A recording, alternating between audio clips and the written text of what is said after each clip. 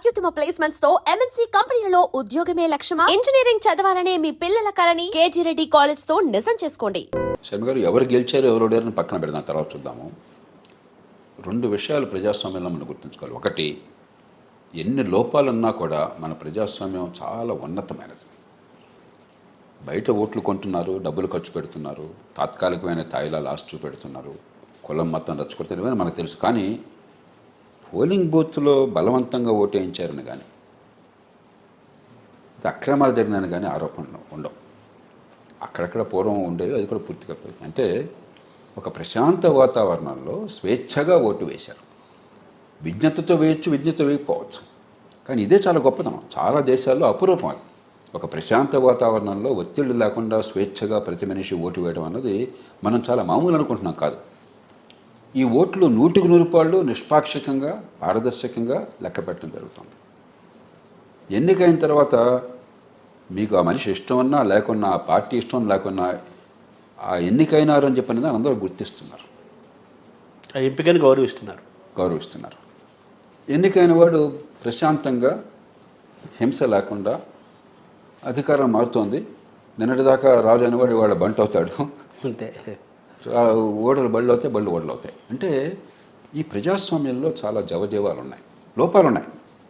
నా అంత గట్టిగా లోపాలు చెప్పిన వాడు ఇంకొకటి లేడు. కానీ బలం కూడా ఉంది, అది గుర్తించాలి. చాలామంది విమర్శించేవాళ్ళు ఈ బలం పునాదుల మీద ఆధారపడి మార్పు తేవాలి, కానీ బలాన్ని విస్మరించి మనం ఎక్కడ పునాదులు లేకుండా ఏం చేస్తారు మీరు? ఇంకా సజీవంగా ఉంది కదా ప్రజాస్వామ్యం. ఇప్పుడు నిజంగా ఎంత గొప్ప విషయం. ఒక ముఖ్యమంత్రి కావచ్చు, ప్రధానమంత్రి కావచ్చు, మరో నాయకుడు కావచ్చు, ప్రజల ఓటు వల్లే మేము వచ్చాము, ప్రజల పనులతో ఉన్నాం అన్నది వాళ్ళు మామూలుగా మర్చిపోయినా కూడా ఈ ఎలక్షన్ రోజున పూర్తిగా అవగతమవుతుంది, గుర్తు చేస్తున్నారు ప్రజలు. గుర్తు చేస్తున్నారు. రెండోది ఏమిటంటే, నేను అనుభవంలో నేర్చుకున్నది, ఎలక్షన్ టైంలో ప్రజలు పరిణతి చెందినది ఇంకెప్పుడు చెందరు. మన పౌరశాస్త్రము, సివిక్స్, రాజకీయము, రాజ్యాంగం కబుర్లు చెప్తుంటాం, కానీ ఆకళింపు అయ్యేది ఆ ఎన్నికల టైంలో, ఆ 1-2 నెలల టైంలో చాలా ఎక్కువగా అర్థమవుతుంది. కాబట్టి మార్పుని కోరే వాళ్ళకి ఈ ఎన్నికల సమయం, ఎవరు గెలిచారో ఎవరైతే పక్కన పెడదాం, గొప్ప అవకాశం, మనం కొంచెం ఆలోచించడానికి అవకాశం. ఆ రకంగా ప్రతి ఎన్నిక కూడా ముఖ్యమైనది, నిన్నటి ఎన్నిక చాలా కీలకమైనటువంటిది. ఇక ఫలితాల విషయానికి వస్తే నాకు కొన్ని కనిపిస్తున్నాయి. మొత్తం మీద ఒక్కొక్క రాష్ట్రం వేరు, స్థానిక పరిస్థితులు ఉన్నాయి, రాష్ట్రం పరిస్థితులు వేరు, కానీ కొన్ని మూల సూత్రాలు ఉన్నాయి, అందరికీ సామాన్యంగా వర్తించే కొన్ని ఉన్నాయి. ఏమిటది? ప్రజలు ఏ రాష్ట్రంలో అయినా కూడా ఏకవ్యక్తి నాయకత్వము, రాచరిక ధోరణి కాకుండా విస్తరించిన నాయకత్వము, అన్ని వర్గాల నుంచి ఎదిగిన నాయకత్వం కావాలని కోరుకుంటున్నారు. ఆటోక్రసీ కాదు. తెలంగాణ ఉంది, పరిపాలన అధ్వాన్నంగా ఏం లేదు, అభివృద్ధి బాగా జరిగింది. పొరపాట్లు ఉన్నాయి, అవినీతి ఉన్నది, కొన్ని పొరపాట్లు జరుగుతున్నాయి, అవి ఎన్నో సందర్భాలు నేను విమర్శించాను, ప్రతి ప్రభుత్వంలో ఉంటాయి. కానీ మొత్తం మీద తెలంగాణ రాష్ట్రం అభివృద్ధి చెందలేదంటాం అది వాస్తవాలకి వ్యతిరేకమవుతుంది. ప్రధాన కారణం ఏమిటి? ఒంటెద్దు పోకడలు, నియంతృత్వ ధోరణులు, రాచరిక స్వభావము అన్న భావం కలగని ఎవరినడినా కూడా ఎందుకయ్యా మీకు ఎంత వ్యతిరేకత వచ్చింది చెప్పంటే ఈ కారణం చెప్తున్నారు. అలాగే ఉత్తరాది రాష్ట్రాలు తీసుకోండి. ఇప్పుడు మధ్యప్రదేశ్లో చాలామంది బీజేపీ గ్యారంటీ ఓడిపోతాను అనుకున్నారు. గత ఎన్నికల్లో కూడా బొటాబొటీగా ఒక దాదాపు 1% వచ్చిన ఓట్లు, అధికారం అటు ఇటు మారింది, ఏదైంది. ఇలా ఎందుకు జరిగింది?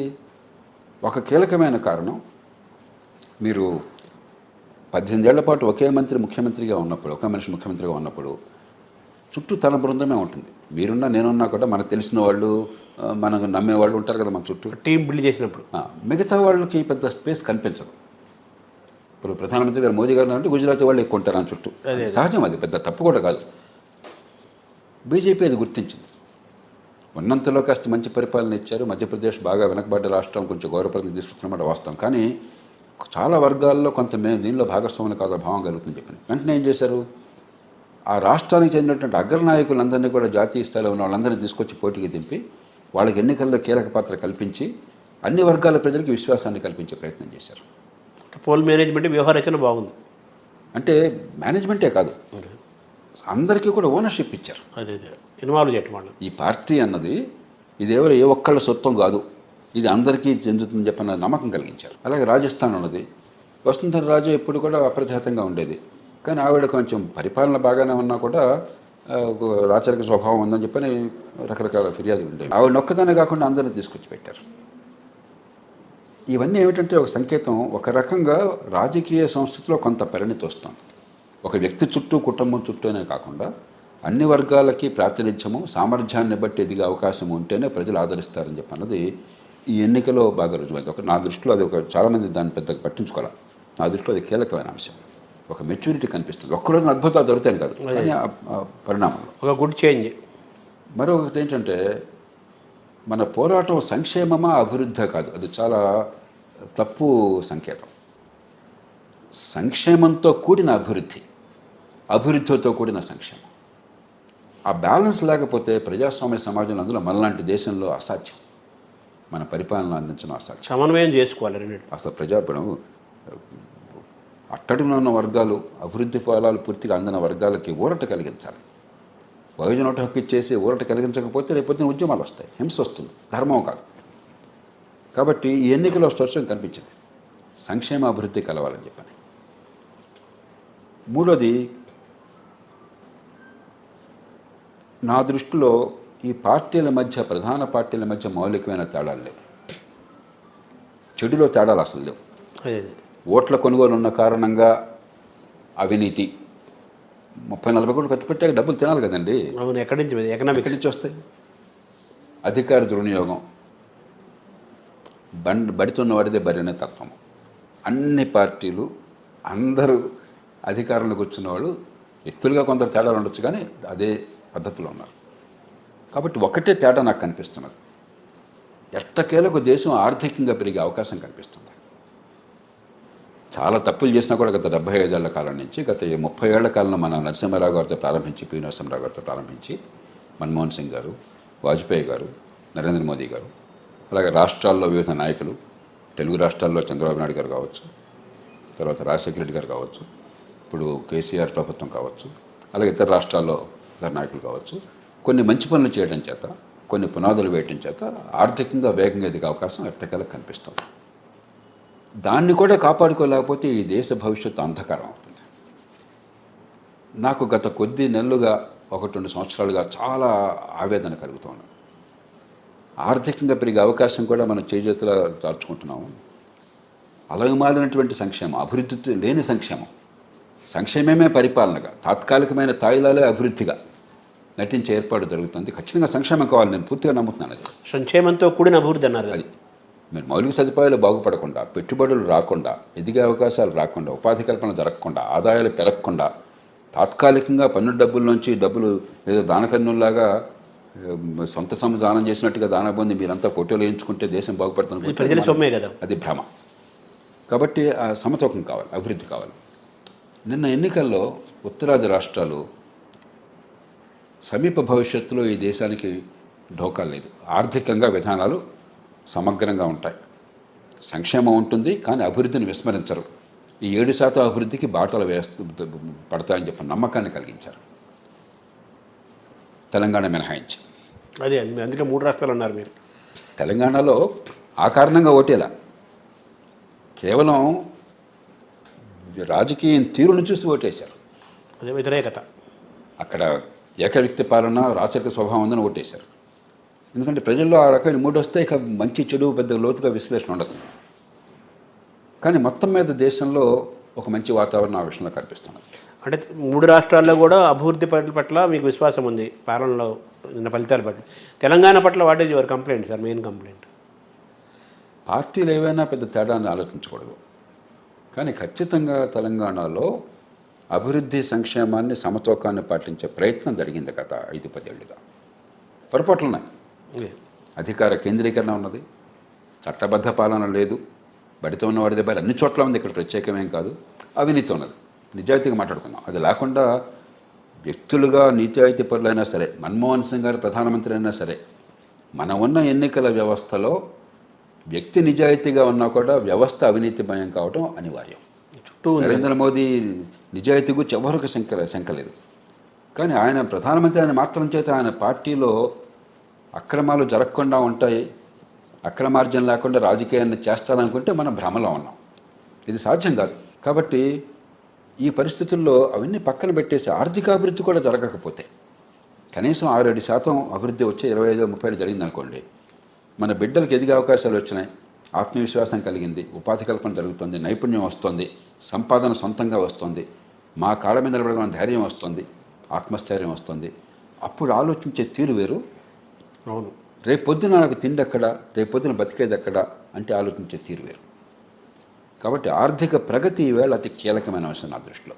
ఏ పార్టీలు ఆర్థిక ప్రగతికి అనుకూలంగా మరి ఎజెండా రూపొందించుకుని పనిచేస్తాయో వాళ్ళు దేశానికి మంచి పని చేస్తారు, రాష్ట్రాలకు మంచి పని చేస్తారు.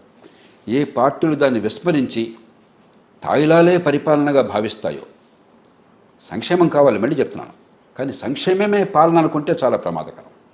రెండు ఇంపార్టెంట్. ఇవాళ తెలుగునాట ఆంధ్రప్రదేశ్లో ఆ తీరు ఉంది, సంక్షేమమే పాలన. సంక్షేమం చాలా పకడ్బందీగా అమలు చేస్తున్నారు, కానీ మౌలిక సదుపాయాలు, పెట్టుబడులు, ఆర్థిక అభివృద్ధి అసలు అవసరం లేదనుకుంటున్నారు. తెలంగాణలో ఆ మాట కాంగ్రెస్ పార్టీ నాయకులు కొందరు ఆ మాట బహిరంగంగా చెప్పారు.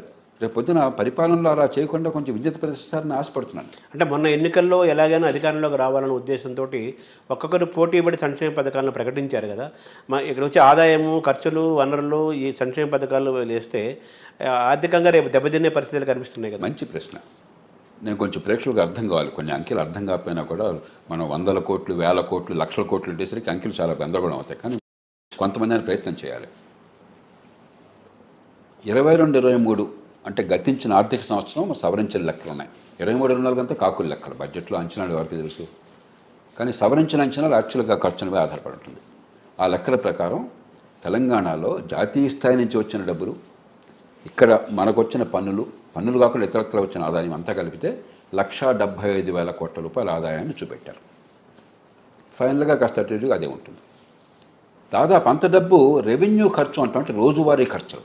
రోజువారీ ఖర్చు అంటే ఏమిటి? జీతాలు, పెన్షన్లు, వడ్డీలు, పరిపాలన సంబంధమైన ఖర్చు, ఈ సంక్షేమ పథకాలు, ఇవన్నీ కలిపి 1,72,000 కోట్లు, దాదాపుగా ఇంత డబ్బు ఖర్చు అవుతుంది. కోవిడ్ టైంలో కొంచెం ఎక్కువ ఖర్చు అయింది, ఎందుకంటే ఆదాయం తగ్గింది కాబట్టి. ఇప్పుడు సమానంగా అటుకి సమానంగా తెలంగాణ కొంచెం సంపన్న రాష్ట్రం, హైదరాబాద్ నగరం పుణ్యం అని చెప్పని. ఇది కూడా పొరపాటే. ఎందుకంటే ఒక మంచి కుటుంబం ఎప్పుడు కూడా, పిల్లల్ని ప్రేమించే కుటుంబం, ₹1,00,000 ఆదాయం వస్తే 70,000 ఖర్చు పెట్టి ₹30,000 ఆదా చేసి పిల్లల భవిష్యత్తుకి బాటలు వేస్తుంది. అది ఫైనాన్షియల్ డిసిప్లిన్. అది అప్పుడే మన పిల్లలు ఎదుగుతారు. అది చేయట్లా. కానీ కనీసం అప్పు చేసి పప్పు కూడా తింటలా. ఇప్పుడు కాంగ్రెస్ పార్టీ ఎన్నికల ప్రణాళికలో 1,25,000 కోట్ల రూపాయలు ప్రతి సంవత్సరం అదనపు ఖర్చుని ప్రతిపాదించారు. అదనపు ఖర్చుని, పెట్టే ఖర్చు కాకుండా. ప్లస్ ఈ రెండు కలపాలి ఇప్పుడు. అంటే ఒక 70,000-75,000 కోట్ల రూపాయలేమో వాళ్ళు హామీలు ఇచ్చిన పథకాల ఖర్చే ఉంది. నా దగ్గర మొత్తం అంచనాలన్నీ ఉన్నాయి. ఒక 4-5,000 కోట్లు అటు ఉండొచ్చు, కొన్ని కరెక్ట్గా మనం ఎంత ఖర్చు అవుతుందో చెప్పలేకపోవచ్చు. ఇది కాకుండా లోన్ వేవర్ ప్రకటించారు, రుణమాఫీ. 2,70,000 కోట్ల రూపాయల పైచీలకు వ్యవసాయ రుణాలు ఉన్నాయి. దానిలో ఎన్ని మాఫీ అవుతుందో తెలియదు, 20% మాఫీ అనుకుందాం అందాజుగా. అంటే 50,000 కోట్ల పైచీలకు అదే తేలుతుంది రుణమాఫీ. దళిత బంధు అది చాలా పొరపాటు పథకం.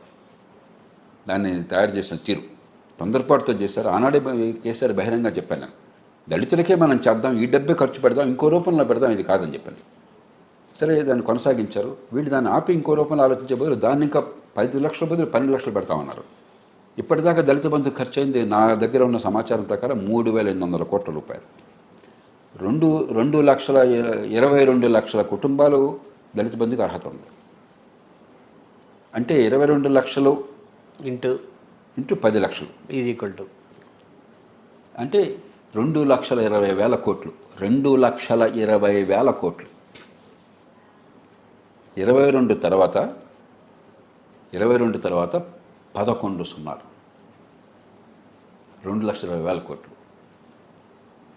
12 లక్షలు చేశారు కాబట్టి ఇంకొక 10,000 కోట్లు, 20,000 కోట్లు పెరుగుతుంది.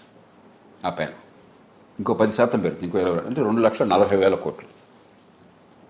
5 ఏళ్లలో చేస్తామనుకుంటే ఏడాదికి 48,000 కోట్లు అది అవుతుంది. 70,000-75,000 కోట్ల రూపాయలు మీరు హామీలు ఇచ్చిన పథకాలు, రుణమాఫీ ఏడాదికి 10,000 కోట్లు లెక్కేస్తున్నాను 5 ఏళ్ళకి విస్తరించి. మరొక 40,000-45,000 కోట్లు దళిత బంధు. వెరసి 1,25,000 కోట్లు, 1,30,000 కోట్లు ఏడాదికి. అంటే కేవలం రోజువారీ ఖర్చులకి ఎంత రోజువారీ ఖర్చుగా అవును, ఇది రేపు పొద్దున ఆర్థిక అభివృద్ధికి వెళ్ళటల్లా, పెట్టుబడులకు వెళ్ళటల్లా, ఖర్చులో కింద వస్తుంది. మలుగు సదుపాయాలకు వెళ్ళటల్లా. రోజువారీ ఖర్చులకే మీరు 1,25,000 కోట్ల రూపాయలు ప్రతి ఏడాది అప్పులు చేసే పరిస్థితి వస్తుంది. అంటే రాష్ట్ర స్థూల ఉత్పత్తిలో జిఎస్టిపి అంటుంది, దానిలో 10% దాదాపుగా 12 లక్షల కోట్లు 13 లక్షల కోట్లు ఉంది మనకు ఆదాయం. దానిలో 10% రెవెన్యూ లోటుకి భర్తీ చేయడానికి ఇది ఊహించడానికి కూడా సాధ్యం కాదు. ఆ డబ్బు తీసుకోవడానికి సాధ్యం కాదు. ఆ డబ్బు రేస్ చేయలేం. ఆ అప్పులు ఎఫ్ఆర్బిఎం చట్టం కింద కానీ లేకపోతే ఆర్టికల్ 293 కానీ సాధ్యం కాదు. ఆ డబ్బులు రావు. నెల రోజులు కాగానే మోదీ గారు ఒక్కొక్కటిని గొడవ పెడతారు. వీళ్ళంతా నేను చెప్తున్నాను, నేను జరగబోయి చెప్తాను ముందే. ఇప్పుడు మోదీ గారు సొంతం కాదు అది. రాజ్యాంగం ప్రకారం జాతీయ స్థాయిలో రాష్ట్రం చేసే అప్పులవి వాళ్ళు ఒప్పుకోవాలి. దానికి కొన్ని పద్ధతులు ఉన్నాయి అన్ని రాష్ట్రాలకు కూడా. కాబట్టి అనివార్యంగా రాష్ట్రం తీవ్రమైన ఆర్థిక సంక్షోభంలో కూరుకుపోతుంది. అమలు చేయలేరు కాబట్టి చాలా వరకు రాజకీయ సంక్షోభంలో కూరుకుపోతుంది, ప్రజల్లో వ్యతిరేకత కూడా వస్తుంది. కాబట్టి ఈవేళ నేను అన్ని పార్టీలని వినమ్రంగా కోరేది, ఇప్పటిదాకా అధికారంలో ఉన్న బీఆర్ఎస్ కావచ్చు, అధికారంలోకి వస్తున్న కాంగ్రెస్ పార్టీ కావచ్చు, ఇతర పార్టీలు కావచ్చు, పౌర సమాజం కావచ్చు, పత్రికలు కావచ్చు, పార్టీలు మర్చిపోండి. మంచి చెడు కొన్ని హామీలు ఇచ్చి వచ్చారు కాబట్టి వాళ్ళని దెబ్బతీయడం కాదు మన లక్ష్యం. మొహం మీద కోపంతో ముక్కును కోసుకోవడం మంచిది కాదు. ప్రాక్టికల్లా ఇంప్రాక్టికల్. మన రాష్ట్ర భవిష్యత్తుని కాపాడాలంటే మనం నిజాయితీగా మీరు ఇన్ని అదనపు హామీలు ఇచ్చారు, దీనిలో ఆచరణ సాధ్యమైన హామీలు 30-40 వేల కోట్లు అమలు చేయండి, ఈ రకంగా మిగతా పక్కన పెట్టండి అని మనమంతరం కూడా ప్రజలకు కూడా చెప్పాలి. నిజమే, వాడు తప్పు మాట చెప్పారు. వాళ్ళు తప్పు చెప్పారు కాబట్టి రాష్ట్ర నాశనం కావాలని కోరుకుంటే ఎట్లాగా వాళ్ళ మీద కోపంతో. ఆ ఆర్థిక సౌష్ఠవాన్ని తీసుకొచ్చే నాయకత్వం కావాలి కాంగ్రెస్ పార్టీలో, విజ్ఞత కావాలి. అది ఉంటుందో లేదో నాకు తెలియదు. ఇప్పటిదాకా విజ్ఞత కనిపిస్తే అసలు ఇలాంటి ఎన్నికల హామీలు ఉండే కాదు. అంటే మన సంవత్సరంగా మనకు వచ్చే ఆదాయం ఎంత, మన ఖర్చు ఎంత, మనం కొత్తగా చేసిన హామీలు చేసిన పథకాలు ఎంత, టోటల్ ప్లస్ మైనస్ కూడా మనం ఎక్కడ ఉంటాము, ఇంటూ 5 years కూడా ఎక్కడ మనం ఎలా బ్యాలెన్స్ చేస్తామన్నా ఎకనామిక్. అది దేశ చరిత్రలో ఎప్పుడు లేనంత. తెలంగాణ రాష్ట్రం 2014లో ఏర్పడినప్పుడు దేశంలో అతి ఎక్కువ మిగులున్న రాష్ట్రం. 14వ ఆర్థిక సంఘం మన తెలుగు ప్రజలకు చెందిన అధికారే వేణుగోపాల్ రెడ్డి గారు ఆర్థిక సంఘం అధ్యక్షుడిగా ఉండగా అంచనాలు వేశారు ప్రతి రాష్ట్రానికి రెవెన్యూ మిగులు అంటుందని. తెలంగాణకి 5 ఏళ్లలో 1,16,000 కోట్లు నాకు గుర్తున్నంత వరకు మిగులు తేల్చారు. దేశం మొత్తం అతి ఎక్కువ మిగులు. అలాంటి రాష్ట్రం ఏడాదికి రెవెన్యూ లోటు 1,20,000 కోట్లు తీసుకొస్తున్నారు ఈ దెబ్బతో. ఇవన్నీ అమలైతే అంచేత ముందు దాని నుంచి కాపాడాలి. నేను చాలా వినమ్రంగా విజ్ఞప్తి. అంటే మీరు సూచించేది అంటే విత్డ్రా చేసుకోమంటున్నారు ఈ పథకాలని. కొన్ని ఆచరణ సాధ్యమైన చేసి మిగతావన్నీ అంచెనిష్ఠూరం కంటే ఆదినిష్ఠూరం మేలు. అయ్యా పొరపాటు మాట ఇచ్చాము, క్షమించండి, సాధ్యమైనవి చేస్తాము, మిగతా చేస్తే మేమేదో ప్రతిష్ట పోయించాలంటే చేయడం సాధ్యమో కాదు, రాష్ట్రమో నాశనం అవుతుంది అని ఆ మాట ముందే చెప్తే దానికి నిపుణులందరినీ కూర్చోబెట్టండి, మీరు నచ్చిన ఆర్థికవేత్తలను కూర్చోబెట్టండి. ఉదాహరణ కాంగ్రెస్ పార్టీకి అనుకూలంగా మరి గతంలో ఆర్బీఐ గవర్నర్గా పనిచేశానన్నాడు, మీరు నమ్మిన మనిషి రఘురామరాజన్ ఉన్నాడు.